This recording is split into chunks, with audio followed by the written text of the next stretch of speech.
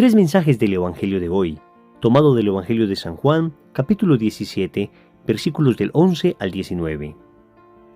En aquel tiempo, Jesús, levantando los ojos al cielo, oró diciendo: Padre Santo, guárdalos en tu nombre a los que me has dado, para que sean uno como nosotros.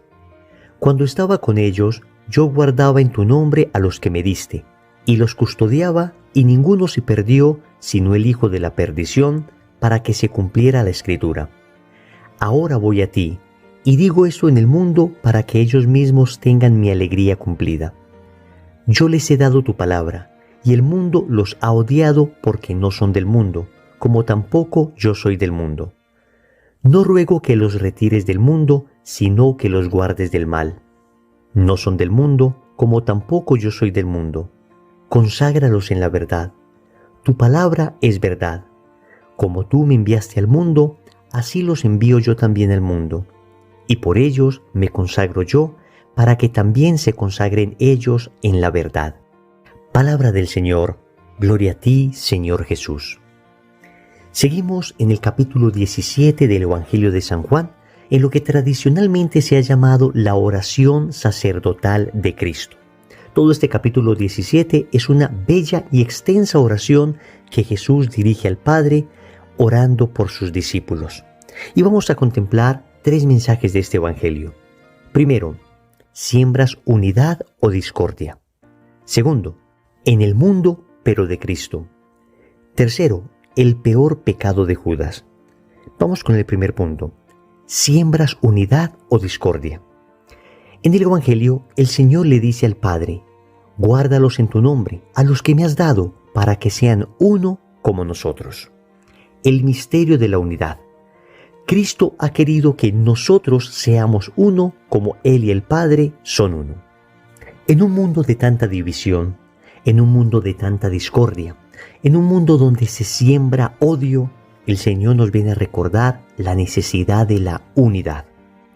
Cuando vemos nuestras naciones deshechas en pedazos, cuando vemos nuestras naciones fragmentadas completamente, cuando vemos a nuestros hermanos matándose entre ellos, entonces recordamos estas palabras de Jesús: que sean uno como nosotros, que sean uno como nosotros, el Padre y Él son uno.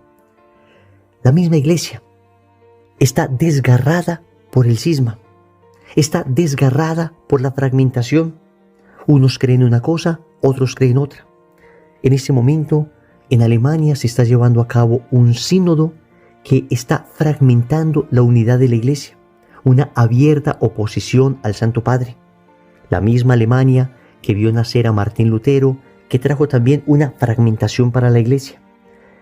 La iglesia dividida, nuestros pueblos divididos, nuestras familias divididas, familias donde cada uno está por su parte, familias que existen juntos pero no conviven juntos, familias que no son comunidad de amor, sino personas que se juntan a utilizarse mutuamente. ¿Cuánta necesidad tenemos hoy de unidad? Y la pregunta que nos hacemos es: ¿sembramos nosotros unidad o sembramos discordia? ¿Nosotros somos factor de adhesión entre nuestros hermanos? ¿Somos factor de unión o somos factor de división? ¿Somos conciliadores? ¿Tratamos de llevar la presencia de Cristo a los que nos rodean? Ese Cristo que nos pidió que fuéramos uno, ese Cristo que nos pidió que nos amáramos los unos a los otros, o por el contrario, damos fuerza al fuego del odio, alimentamos el fuego del resentimiento, alimentamos la llama de la división. Es una pregunta que nos debemos hacer. Y cuando una persona tiene el corazón fragmentado, el corazón dividido, cuando en su interior hay división interna entre aquello que cree y que hace, entre aquello que piensa y entre aquello que dice, entre aquello que es y aquello que muestra, es decir, cuando no hay unidad interior en nosotros, entonces terminamos cooperando a la división. Lo primero que debemos hacer entonces es procurar la unidad interior, que haya coherencia en nosotros, que aquello que pensemos, digamos, amamos, aquello que somos sea uno. Y de esa manera, cuando somos coherentes, podemos buscar la unidad de los demás y no sembramos discordia, y no chismoseamos de otras personas para sembrar más odio, más resentimiento, y no estamos en redes sociales llevando odio y división, sino paz y reconciliación. Obviamente siempre en la verdad. Tampoco estamos hablando que la unidad se haga a costa de la verdad. Entonces vamos a aceptar cualquier cosa con tal de que haya paz, con tal de que nos mantengamos unidos. No, ese tampoco es el pensamiento de la iglesia y tampoco es lo que enseña Cristo. Por eso el Señor va a decir, conságralos en la verdad. Le pide al Padre que los consagre en la verdad, es decir, que esta unidad se dé en el contexto de la verdad, no en el contexto donde cada cual hace lo que quiera y nos quedamos calladitos con tal de que no nos dividamos. No, la unidad se debe dar en la verdad del Evangelio, en la verdad de la justicia, en la verdad de la reparación. Pidamos al Señor el don de la unidad en un momento de tanta división. Segundo, en el mundo, pero de Cristo. Uno pensaría que el mundo está tan corrupto y todo está tan dañado que hoy, para ser de Cristo, uno debería huir simplemente de la sociedad e irse a vivir a un lugar retirado donde no tengamos contacto con nadie más. Pero el Señor le dice a su Padre Celestial, no ruego que los retires del mundo, sino que los guardes del mal. Muy parecida a la oración que nos enseñó el Señor al decir en el Padre Nuestro, líbranos del mal, no nos dejes caer en la tentación, líbranos del mal. No estamos diciendo que no nos permita tentaciones, le estamos diciendo que aquellas que Él permite, pues nos dé también la fuerza para no caer en ellas, que nos libre del mal. Tal vez uno pueda tener, repito, la tentación de alejarse de todo. Y existen algunas corrientes religiosas que básicamente consideran que ellos se van a salvar y el resto del mundo se va a condenar y entonces no nos debemos mezclar con las personas que se van a condenar. El cristianismo no piensa así. El Señor nos dijo con claridad que debemos ser sal de la tierra y luz del mundo. Es decir, que debemos estar en las estructuras sociales para iluminar allí, desde Cristo, todas estas estructuras. La palabra mundo en el Evangelio recibe distintos significados. Cuando hablamos de mundo como ambiente de pecado, pues por supuesto que de allí debemos salirnos. Cuando nos referimos al mundo como el ambiente del licor, el ambiente de los vicios, el ambiente del sexo desenfrenado, el ambiente de la consecución de dinero por encima de cualquier principio, pues allí por supuesto no podemos estar, de ese mundo que el Señor nos retire. Pero la palabra mundo en el Evangelio también hace alusión a las estructuras de que estamos rodeados.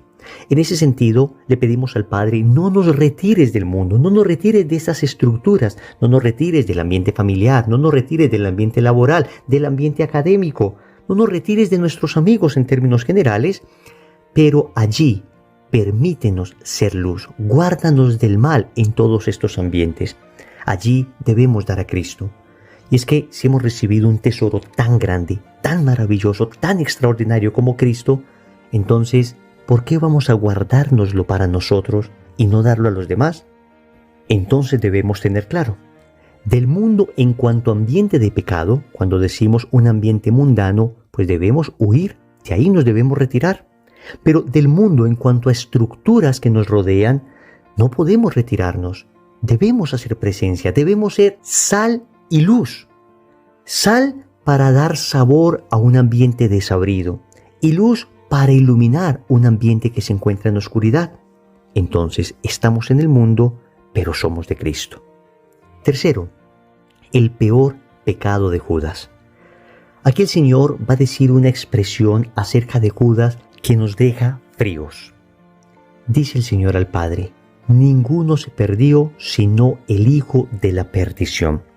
Acá por supuesto el Señor está hablando de Judas Iscariote. Lo llama hijo de la perdición. En otro texto del Evangelio va a decir que al que entregue el Hijo del Hombre más le valdría no haber nacido. Es importante reflexionar un poco acerca de Judas, porque en realidad el peor pecado de Judas no fue entregar a Jesús.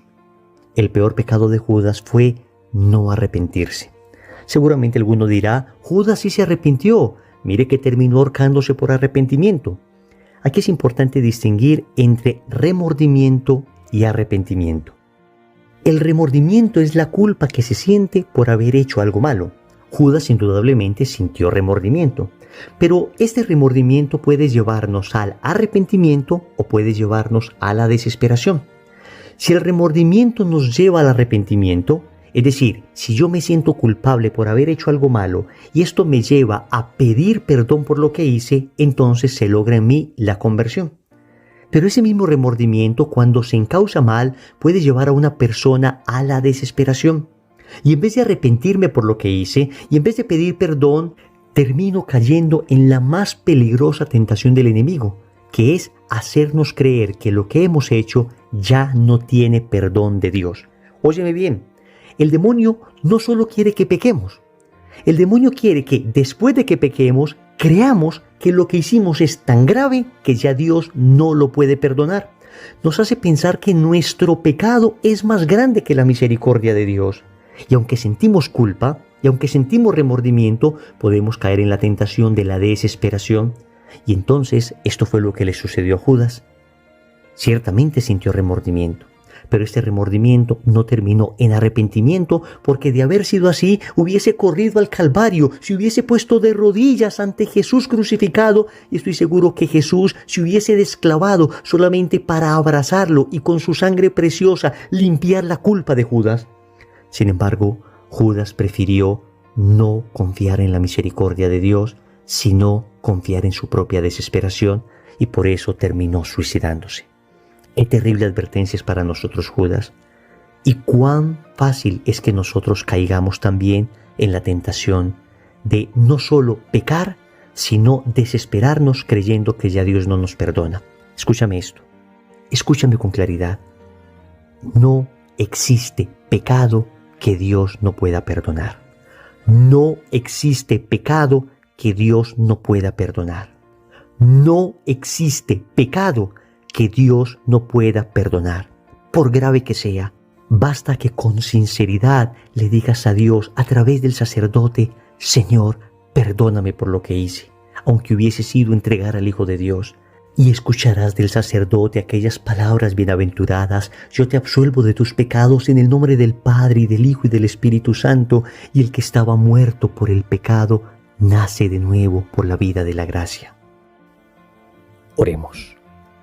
Amado Señor, quiero ser instrumento de unidad y no de discordia. Me pongo en tus manos como un instrumento de paz y no de guerra, como un instrumento de amor y no de odio. Me pongo en tus manos, Señor, para que pueda crear puentes y no romperlos, para que pueda estrechar vínculos y no fraccionarlos, no fracturarlos. Yo te suplico, Señor, que me envíes tu Espíritu Santo, que me regales esa presencia de lo alto para poder ser tuyo en medio del mundo, para poder ser sal de la tierra y luz del mundo. Finalmente, Señor, te suplico que me alejes de todo pecado, pero particularmente de aquel pecado que se comete con maldad, de aquel pecado calculado, de aquel pecado contra el que me has advertido una y otra vez y sin embargo deliberadamente he querido caer. Señor, dame lo que me pides y pídeme lo que quieras. Amén. Recordemos entonces: primero, siembras unidad o discordia. Segundo, en el mundo pero de Cristo. Tercero, el peor pecado de Judas. Compromiso. Vamos a acercarnos al sacramento de la reconciliación. En el nombre del Padre, y del Hijo, y del Espíritu Santo. Amén.